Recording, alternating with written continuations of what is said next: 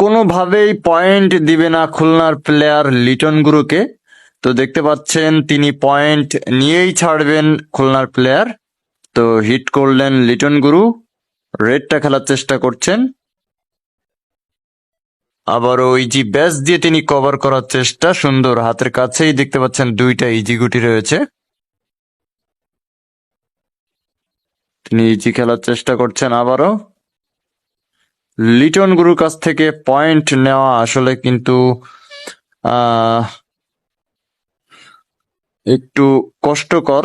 তো দেখা যাক যে খুলনার প্লেয়ার লিটন গুরুর কাছ থেকে পয়েন্ট নিতে পারে কিনা। দেখতে পাচ্ছেন দারুণ খেলছেন লিটন গুরু, টান খেলার চেষ্টা করছেন। ও হো, ব্যাড লাক। স্ট্রাইক চলে আসলো খুলনার প্লেয়ারের কাছে। তিনি প্রথমেই অ্যাঙ্গেল একটি শট দিয়ে গুটিটা উঠিয়ে নিলেন।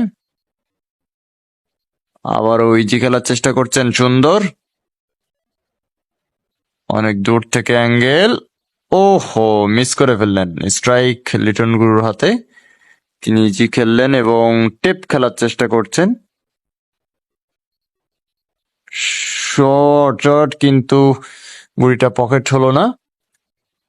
আবারও স্ট্রাইক খুলনার প্লেয়ারের কাছে। দেখতে পাচ্ছেন অলরেডি তিনি হয়তো পয়েন্ট নিয়েই নিলেন।